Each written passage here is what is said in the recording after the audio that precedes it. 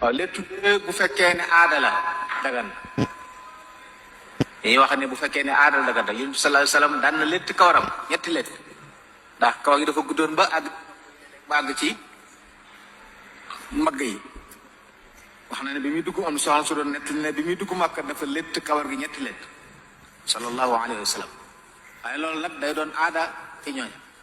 waaye sunu béréb yii moom borom xam-xam dañuy wax ne fépp foo xam ne létt du fa aada ak fisq lañ koy jàpp maanaam fii ñun góor yoru fi kawar bu jar létt ñi fi létt it nag du ñu yiw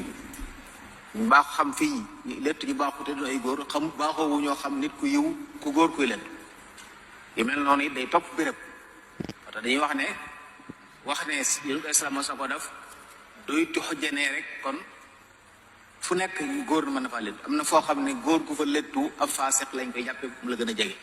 ndax ñañ fa xam ñu koy def ay fusaq lañ wala ñu ko jege wala bokk góor ñu nuru jigéen te loolu du lu am solo bi ci des du aajo xëy na kawaram da guddoon ba léeg-léeg bu tolloo foo xam defar ko du yomb ndax ci tukki la nekkoon mu bañ muy salfaañoo tax mu léttu ko loolu aajo waaye nag yow moo xam ne ngir nga létt kawar gi ay pexe ngay def waaye yoroo ci kawar lu jar létt su boobaa nag léttu day doon loo xam ne nekkul lu gën ci